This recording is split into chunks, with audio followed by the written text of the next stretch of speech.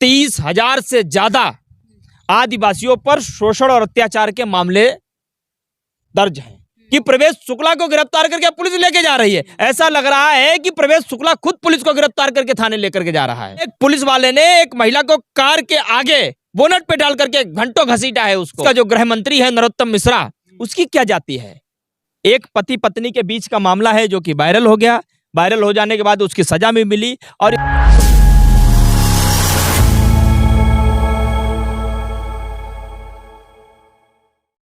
देखिए, मध्य प्रदेश की जो घटना है वो इंसानियत को सरासर शर्मसार कर देने वाली है। मैंने जब वो वीडियो देखा, उस वीडियो को देखने के बाद में आप यकीन नहीं मानोगे कि मुझे पूरी रात नींद नहीं आई है। जब वो व्यक्ति एक आदिवासी मजदूर के ऊपर पेशाब कर रहा था और उस मजदूर की आपने शरीर की एक्टिविटी अगर देखी हो तो कितनी विचलित कर रही थी उसको, वो कितना असहज महसूस कर रहा था। और अगर वहाँ कोई एक आम इंसान होता तो मुझे लगता है कि वहां से आने के बाद में वो खुदकुशी का शिकार हो जाता। एक ऐसी स्थिति। और उस वीडियो को देखने के बाद अगर किसी का खून नहीं खौलता है, किसी को गुस्सा नहीं आती है, कोई अपनी प्रतिक्रिया नहीं देता है, कोई उस व्यक्ति के खिलाफ नहीं खड़ा होता है जिसने इस कुकृत्य को अंजाम दिया, तो मैं मानता हूं कि वो फिर मुर्दा है, मरा हुआ इंसान है। आप देखिए, जब वो वीडियो आया, वीडियो वायरल हुआ, वायरल हो जाने के बाद तक कोई भी कार्रवाई उस आदमी पर नहीं की गई थी।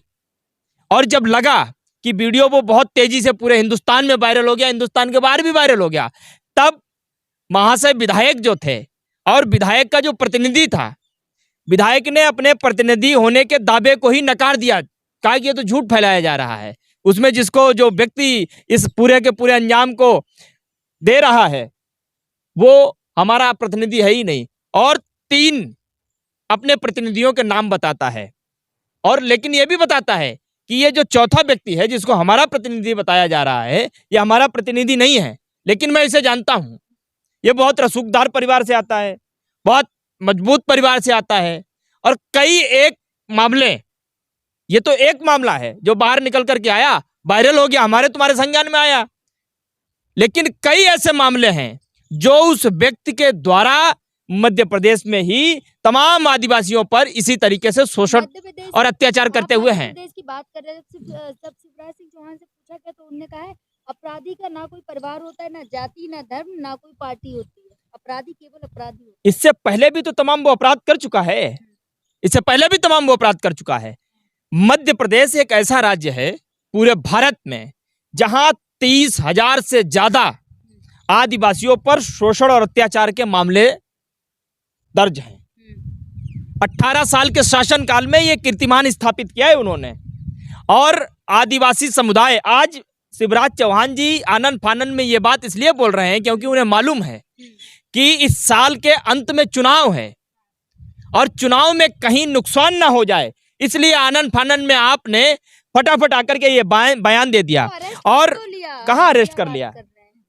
आपने शायद देखा ही नहीं वो वीडियो जिसमें प्रवेश शुक्ला, केदारनाथ शुक्ला का जो विधायक प्रतिनिधि है, जब उसे लेकर के जा रहे हैं तो ऐसा लग नहीं रहा है कि प्रवेश शुक्ला को गिरफ्तार करके पुलिस लेके जा रही है। ऐसा लग रहा है कि प्रवेश शुक्ला खुद पुलिस को गिरफ्तार करके थाने लेकर के जा रहा है। पुलिस उसके पीठ पे हाथ थपथपाती है। इतनी ऐंठ में वो व्यक्ति जा रहा है, इतना घिनौना कृत्य करने के बाद में भी, मतलब महज कुछ ही घंटों में उसे तो ऐसी सजा देनी चाहिए थी जो मध्य प्रदेश के लिए एक मिसाल बन जाती। मतलब आप सोचिए, किसी भी सभ्य समाज में कोई भी नागरिक कितना भी निर्लज्ज हो, कितना भी पापी हो, इतनी गिरी हुई हरकत तो नहीं कर सकता है। आखिर गोपाल जी, मध्य प्रदेश ही क्यों, भारत में जहां भाजपा की सरकार है, ये बेलगाम कैसे हो जाते भाजपा? देखिए, शिवराज सिंह चौहान ने जब वो बयान दिया कि आरोपी आरोपी होता है, आरोपी की कोई जाति नहीं होती, आरोपी का कोई धर्म नहीं होता, आरोपी की कोई पार्टी नहीं होती। मैं पूछना चाहता हूं भाई शिवराज सिंह चौहान से, नीमच की ही एक घटना थी, एक आदिवासी भाई को ही ट्रक के पीछे बांध करके घसीटा गया था। नीमच की, मध्य प्रदेश की कल की एक घटना है जहां एक पुलिस वाले ने एक महिला को कार के आगे बोनट पे डाल करके घंटों घसीटा है उसको। मध्य प्रदेश की ही घटना है। पूछना चाहता हूं शिवराज सिंह चौहान से, ब्रजभूषण की क्या जाति है, क्या धर्म है उसका, कौन सी पार्टी है उसकी, क्यों बचाया गया भाई जब वो आरोपी है? कुलदीप सिंह सेंगर की कौन सी जाति, कौन सा धर्म, कौन सा मजहब था? अजय मिश्रा टेनी के बेटे का कौन सा जाति, कौन सा धर्म, कौन सा मजहब था? और तो और मध्य प्रदेश का जो गृह मंत्री है नरोत्तम मिश्रा, उसकी क्या जाति है? अगर सही तरीके से देखा जाए तो मध्य प्रदेश में तमाम अमानवीय घटनाएं जो घटित होती हैं, इंसानियत को शर्मसार करने वाली जो घटनाएं घटित होती हैं, उसको प्रश्रय देने का काम यदि कोई करता है तो नरोत्तम मिश्रा करते हैं, जो कि गृह मंत्री हैं। कहां के? मध्य प्रदेश के। शिवराज सिंह चौहान का क्या ख्याल है उनके बारे में? नरोत्तम मिश्रा अभी कुछ ही दिन पहले सौरभ द्विवेदी के साथ लल्लन टॉप पर आए थे। तमाम ऐसी बातें उनके द्वारा पूछी गई थी जिनके जवाब देने में पूरी तरीके से असहज थे। वहां भी बैठ के गुंडाई करना चाहते थे, क्योंकि वो उस रूम में थे, कैमरा ऑन था, माइक सामने था, तो वहां पर कोई भी ऐसी टिप्पणी नहीं कर सकते थे। और मध्य प्रदेश में ही कुछ दिन पहले प्रधानमंत्री जी चुनावी बिगुल फूंकते हुए पूरी तरीके से पाक साफ स्टेटमेंट देकर के आए थे। क्या रहा उस स्टेटमेंट का मतलब? 18 साल शासन करते हुआ हो गया बीजेपी को मध्य प्रदेश में। 18 साल के शासनकाल में 30,000 से ज्यादा आदिवासियों पर अत्याचार किया गया है, शोषण किया गया है। कितनों के खिलाफ कार्रवाई हुई? शिवराज सिंह चौहान यदि कोई एक हमको दिखा दे, एक व्यक्ति जिसने आदिवासियों से शोषण किया, अत्याचार किया, इसी तरीके से जाति की, उसके खिलाफ एक मुकदमा तक दर्ज हुआ हो, आप मुझे बता दीजिए। सिंगल मुकदमा दर्ज नहीं है। लेकिन आप मोदी जी की रैली की बात कर रहे थे, जब मोदी जी ने वहां संबोधित किया तो मोदी जी ने साफ साफ कहा आदिवासियों के साथ कोई अत्याचार नहीं होता और आपके अत्याचार होता। अभी कल क्या था? कल वो कोई पूजा कर रहा था उसकी खड़े होकर के, कि आरती उतार रहा था उसकी खड़े होकर के? और ये एक मामला सिर्फ मध्य प्रदेश का नहीं है। भारतीय जनता पार्टी के शासनकाल में हिंदुस्तान के जो अलग अलग राज्यों में रहने वाले आदिवासी समुदाय के लोग हैं, हर आदिवासी के साथ इसी तरीके से अत्याचार होता है। ये तो एक मामला है, एक अत्याचार का मामला है जो किसी तरीके से वायरल हो गया, हमारे और आपके संज्ञान में आ गया, तमाम तरीके से लोगों ने आवाज उठाई, तो आज उसको गिरफ्तार किया गया।